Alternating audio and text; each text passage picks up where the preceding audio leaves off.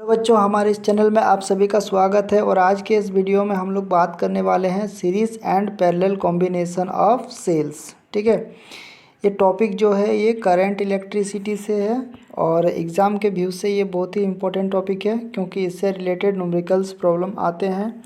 तो बच्चों, इस वीडियो को शुरू से लास्ट तक ज़रूर देखिए और अगर आप इस चैनल पर नए हैं तो इसको सब्सक्राइब ज़रूर कर लीजिए क्योंकि इस तरह के वीडियोस आपको हमारे इस चैनल पर मिलता रहेगा। तो चलिए बच्चों, इस वीडियो को जल्दी से शुरू करते हैं। तो सबसे पहले हम लोग बात करेंगे series and parallel combination of cells. ठीक है, तो सबसे पहले हम लोग बात करेंगे कि सीरीज़ कॉम्बिनेशन ऑफ सेल्स क्या है, यानी जब हम लोग सेल्स को सीरीज़ में कॉम्बाइन करेंगे तो उसका इक्विवेलेंट कॉम्बिनेशन क्या होगा या इक्विवेलेंट ईएमएफ क्या होगा। साथ ही साथ हम लोग इंटरनल रेजिस्टेंस का भी इक्विवेलेंट कॉम्बिनेशन देखेंगे। तो चलिए यहाँ पे बात करते हैं कि सीरीज़ में जब ऐड करेंगे सेल्स को तो उसका कॉम्बिनेशन या इक्विवेलेंट कॉम्बिनेशन क्या होगा। तो यहाँ पे आप एक सर्किट देख सकते हैं। वी ए है पोटेंशियल पॉइंट ए पर और पॉइंट बी हो गया, इस पर पोटेंशियल वी बी है और पॉइंट सी है जहाँ पर पोटेंशियल वी सी है। और यहाँ पे दो सेल्स कॉम्बाइन है, आप लोग देख सकते हैं, और दोनों सेल्स जो है ये सीरीज़ में कॉम्बाइंड है। ठीक है, और ये जो सर्किट है इसमें एक करंट फ्लो हो रहा है, I1 करंट फ्लो हो रहा है। ठीक है, और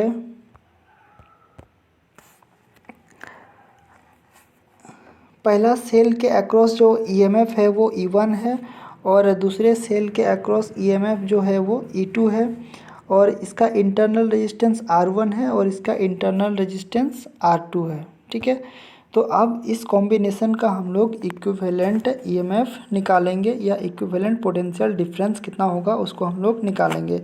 तो सबसे पहले यहाँ पे बात करते हैं कि सेल 1 के अक्रॉस पोटेंशियल डिफरेंस क्या होगा।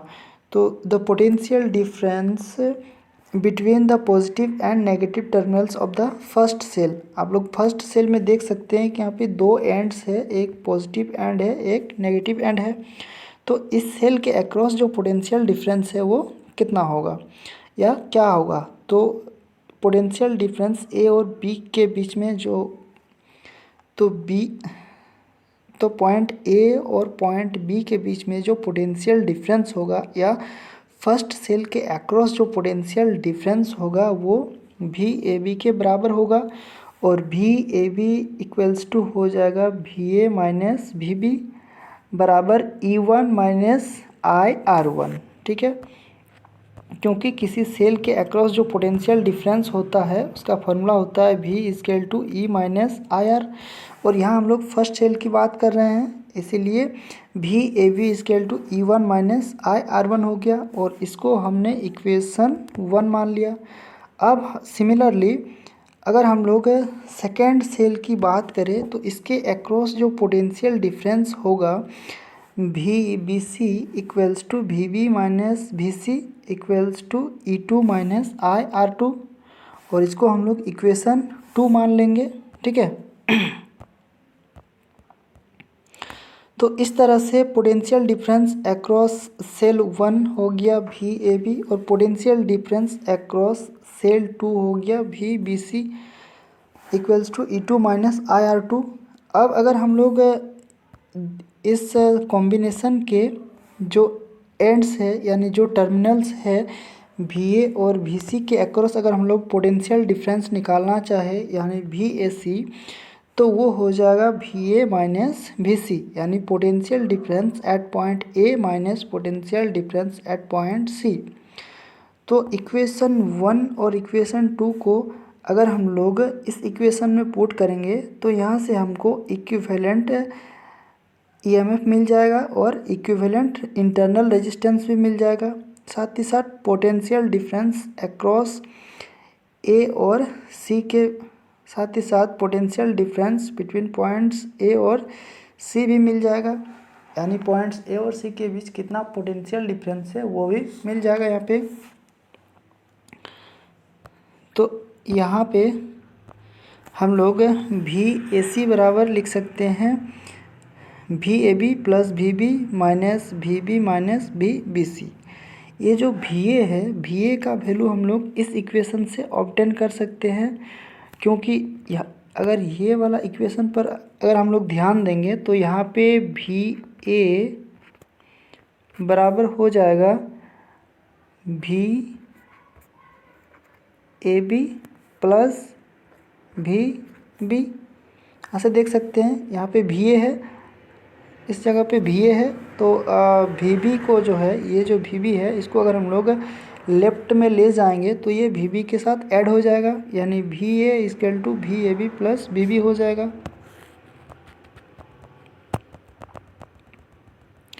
तो इसको हमने यहाँ पे पुट कर दिया। इसी तरह इक्वेशन 2 से हम लोग वी सी का वैल्यू ऑब्टेन कर सकते हैं। तो वी ए सी जो है वो वी ए माइनस वी सी है, तो यहाँ पे एक माइनस साइन है, और ये जो वी सी है इसका वैल्यू हमने यहाँ पे पुट कर दिया जो इक्वेशन 2 से हमने ऑब्टेन किया है। तो इस तरह से हो जाएगा V A B plus V B minus V B plus V B C. और यहाँ पे देख सकते हैं कि और यहाँ पे आप लोग देख सकते हैं कि वी बी प्लस है और यहाँ पे वी माइनस है, तो दोनों एक दूसरे को कट कर देंगे, यानी ये जीरो हो जाएगा। तो यहाँ पे बचेगा V A B plus V B C, और वी ए बी का जो वैल्यू है वो E one minus I R one है, और वी बी सी का जो वैल्यू है वो E two minus I R two है। तो यहाँ पे अगर हम लोग पुट करेंगे तो यहाँ पे हमको मिल जाएगा E one minus I R one plus E two minus I R two. इसी तरह E one plus E two हो गया और minus I R one plus R two हो गया। तो वी ए सी जो हो गया वो E equivalent minus I R equivalent, यानी potential difference across points A and point C हो गया E equivalent minus I R equivalent.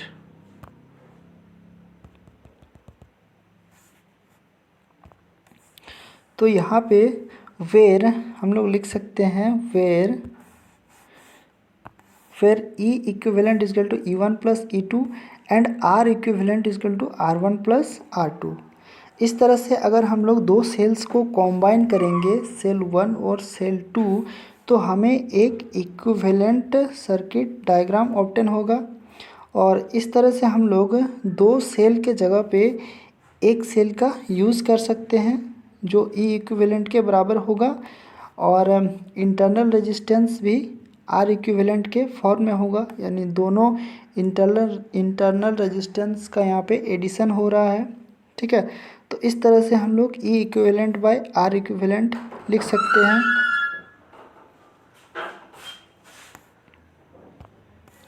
तो बच्चों आई होप कि ये सीरीज़ कॉम्बिनेशन आपको समझ में आ गया होगा।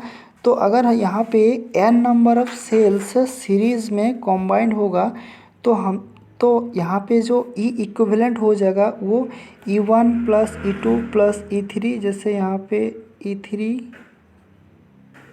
प्लस ई फोर, इस तरह से हम लोग यहाँ पे डॉट डॉट करके ई एन तक का समेसन हो जाएगा, यानी ई इक्विवेलेंट जो होगा वो सारे ईएमएफ का एडिशन होगा अगर हम लोग उसको सीरीज़ में कॉम्बाइन करेंगे।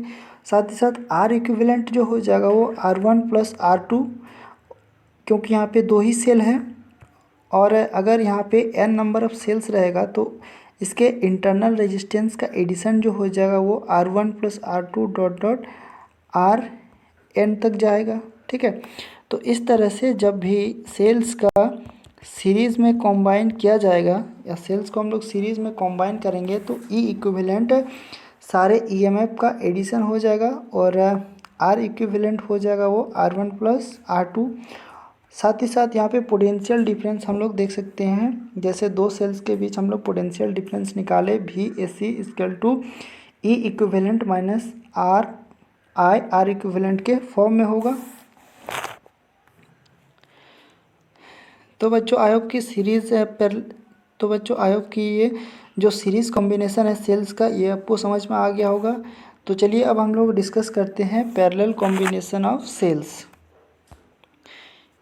यहाँ पे आप लोग देख सकते हैं कि दो सेल्स को पैरेलली कंबाइन किया गया है। ठीक है, यहाँ पे E1 है और ये E2 है, यानी सेल 1 और सेल 2। और यहाँ पे करंट I1 फ्लो हो रहा है। और यहाँ पे आप लोग देख सकते हैं कि ये जो I1 करंट है ये दो पार्ट में डिवाइड हो जा रहा है, I1 और I2 के फॉर्म में। B2 यानी B1 पे जो पोटेंशियल है वो B1 है, और पॉइंट बी पर जो पोटेंशियल है वो B2 है। ठीक है, तो यहाँ पे हम लोग निकालेंगे कि potential difference across the first cell, यानी ये जो फर्स्ट सेल है इसके अक्रॉस अगर हम लोग पोटेंशियल डिफरेंस निकालेंगे भी, तो वो हो जाएगा VB1 माइनस VB2। और क्योंकि इस सेल के अक्रॉस हम लोग पोटेंशियल डिफरेंस निकाल रहे हैं तो ये हो जाएगा E1 माइनस IR1। सिमिलरली अगर हम लोग सेल 2 की बात करें तो इसके अक्रॉस जो पोटेंशियल डिफरेंस होगा V=VB1 minus VB2 equals to E2 minus IR2।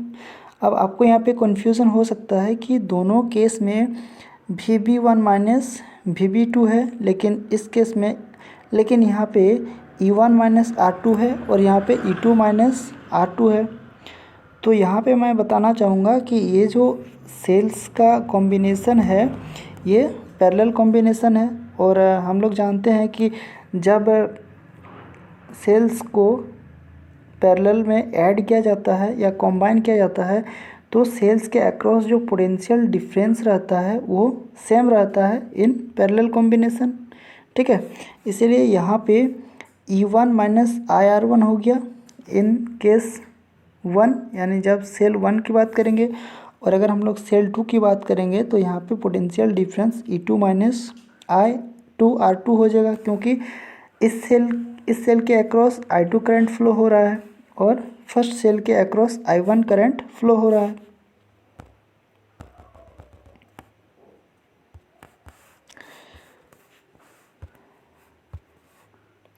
तो यहाँ पे I=I1 प्लस I2 होता है।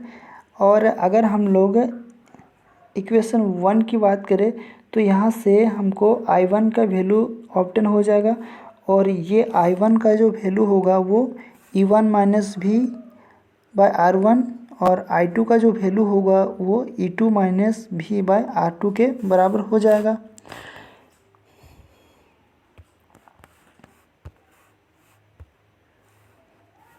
इस तरह से यहाँ पे और I=E1/R1 plus E2/R2 minus V1/R1 plus 1/R2 हो गया।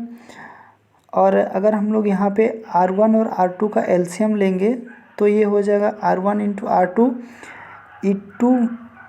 E1R2 प्लस E2R1, यहाँ पे minus R2 plus R1/R1 into R2 into V हो गया।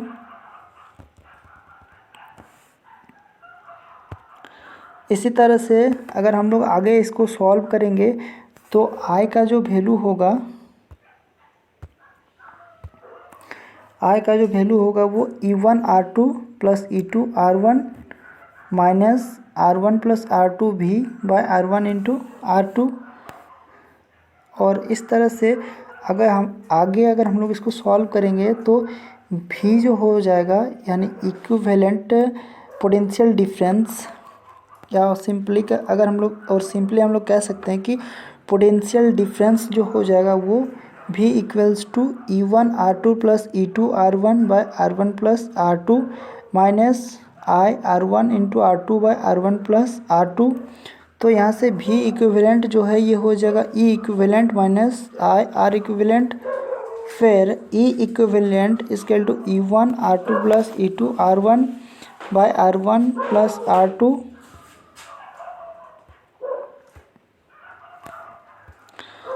और यहाँ पे R इक्विवेलेंट हो जाएगा R1 into R2/R1 plus R2। तो यहाँ पे हम लोग नोट कर सकते हैं कि R equivalent equal to 1/R1 plus 1/R2, और E equivalent by R equivalent equal to E1/R1 plus E2/R2, जो इन्हीं दोनों इक्वेशन का फॉर्म है, यानी सिंपल फॉर्म में हम लोग लिख सकते हैं 1/r equivalent equal to 1/r1 plus 1/r2, और इक्विवेलेंट ईएमएफ को लिख सकते हैं E equivalent by R equivalent equal to E1/r2 plus E2/r2। तो इस तरह से आप लोग यहाँ पे देख सकते हैं कि अगर दो सेल्स को पैरेलल में कॉम्बाइन किया जाता है तो उसका इक्विवेलेंट सर्किट डायग्राम इस तरह से हो जाएगा, और ई इक्विवेलेंट जो है वो E1 into R2 plus E2 into R1 plus R2 के बराबर हो जाएगा, और R equivalent R1 into R2 plus R2 के बराबर हो जाएगा।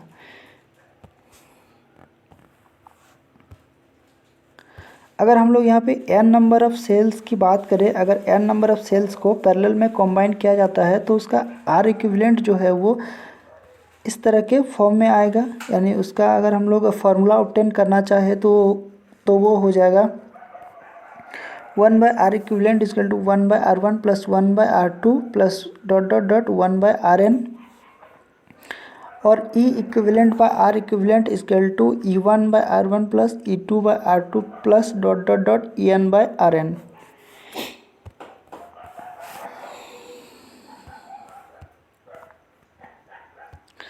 और अगर हम लोग यहाँ पे n number of cells connected in series की बात करें तो R इक्विवेलेंट हो जाएगा सिंपल सारे इंटरनल रेजिस्टेंस का समेसन, और E इक्विवेलेंट हो जाएगा सारे EMF का एडिशन। इस फार्मूला से आप लोग यहाँ पे देख सकते हैं। तो बच्चों यहाँ पे आई होप कि ये वीडियो आपको समझ में आ गया होगा कि किस तरह से अगर हम लोग सेल्स को सीरीज़ और पैरेलल में ऐड करेंगे तो हमें किस तरह से पोटेंशियल डिफरेंस ऑब्टेन होगा, या किस तरह से हम लोग ई इक्विवेलेंट और आर इक्विवेलेंट को लिख सकते हैं। तो बच्चों इस चैनल को सब्सक्राइब ज़रूर कर लीजिए अगर आपने इस चैनल को सब्सक्राइब नहीं किया है, और लाइक और शेयर ज़रूर करें। Thank you.